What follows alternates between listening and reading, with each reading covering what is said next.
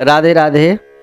आज का जो मेरा ये संवाद है वो उन विद्यार्थियों के साथ है जो स्कूलों में, विद्यालयों में, कॉलेजों में जो अध्ययनरत हैं। इस समय वर्तमान में परीक्षा का भी समय चल रहा है और हर व्यक्ति बड़ा मानसिक तनाव में रहता है इस समय। तो तनाव में रहने की कोई आवश्यकता नहीं है। जो अध्ययन है इसको तो ऐसे करना चाहिए जैसे कि आप कोई धार्मिक पुस्तक पढ़ रहे हो। जैसे हम धार्मिक पुस्तक पढ़ने में इतनी रुचि व्यक्ति क्यों लेता है? क्योंकि उसके पीछे शास्त्रों में कहा गया है कि ये पढ़ोगे तो आपको ये फल प्राप्त होगा, ये अध्याय पढ़ोगे तो आपको ये फल प्राप्त होगा। तो आप जैसे कोई धार्मिक पाठ को पढ़ते हैं वैसे ही अध्ययन के प्रति भी आप समर्पित होकर यदि अध्ययन करेंगे तो आपको उसका भी लाभ प्राप्त होने वाला है। और इसमें कौन सा लाभ प्राप्त होगा? शास्त्र कहता है छात्राणाम अध्ययनम तपः। छात्रों के लिए, विद्यार्थियों के लिए उनका अध्ययन ही उनके लिए तप है। इसलिए अगर आप बिल्कुल शालीनता के साथ और बड़ी ईमानदारी के साथ यदि आप अध्ययन करते हैं तो वही आपका तप है। तो समर्पित होकर एक तो आप अध्ययन कीजिए। और दूसरा, शास्त्र कहता है सुखार्थिनो कुतो विद्या, विद्यार्थिनो कुतः सुखम।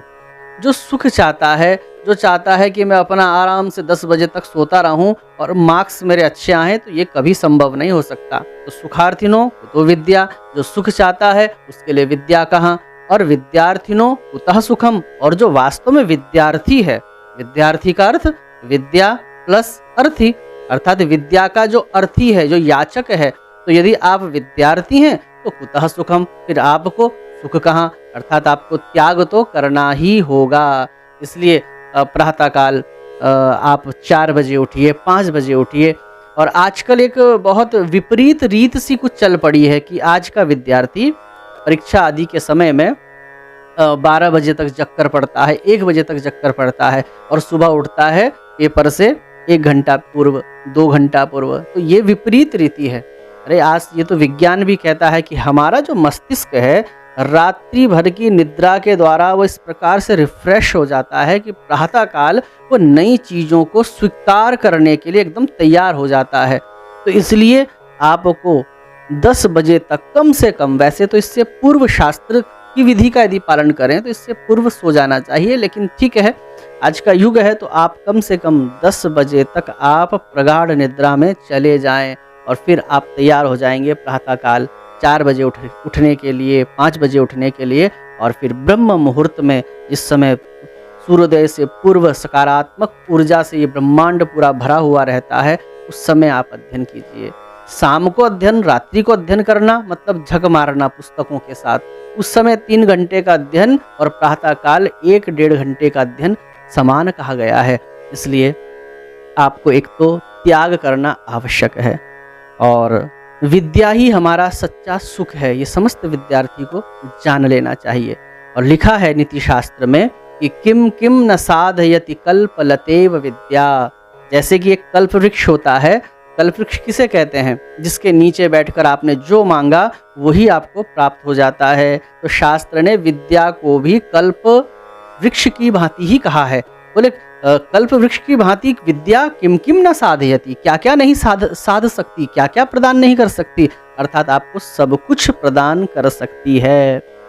और चाणक्य जी ने तो बड़ा सुंदर बात कही है कि प्रथमे नार्जिता विद्या, द्वितीये नार्जितम धनम, तृतीये नार्जितम पुण्यम, चतुर्थे किम करिष्यति।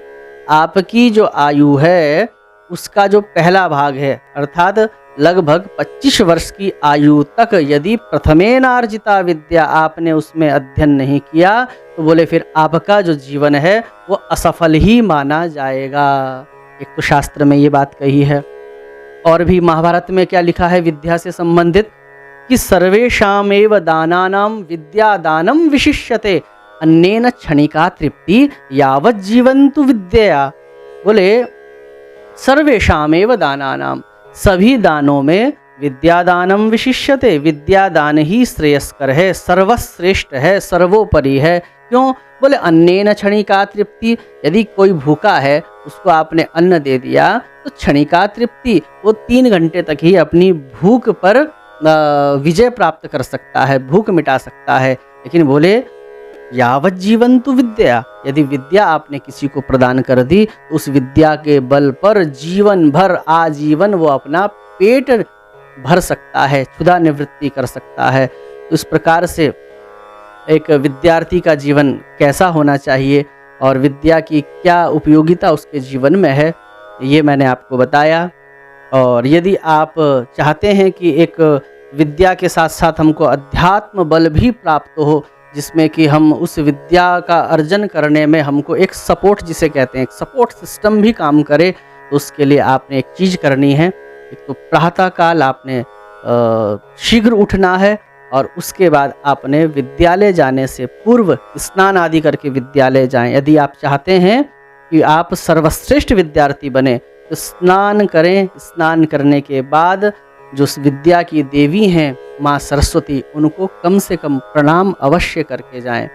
और हो सके तो प्रातःकाल मंदिर में जाएं और मंदिर में जाकर भगवान शंकर को एक लोटा जल चढ़ाएं, क्योंकि भागवत जैसे बृहद ग्रंथ में लिखा है, विद्या कामस्तु गिरीशम। यदि आप विद्या की उपासना करना चाहते हैं या आप विद्या के उपासक हैं तो गिरीशम अर्थात भगवान शंकर की उपासना करनी चाहिए, क्योंकि भगवान शंकर जो हैं वो ज्ञान के देवता हैं, वो विवेक के देवता हैं, वो कल्याण के देवता हैं। तो भगवान शंकर की उपासना, तो सरस्वती को प्रणाम, भगवान शंकर को एक लोटा जल, बस इतना करते रहिए और बड़ी ईमानदारी के साथ अपना अध्ययन कीजिए। मुझे पूर्ण रूप से विश्वास है आपको सर्वश्रेष्ठ उत्कृष्ट फल की प्राप्ति होगी। राधे राधे।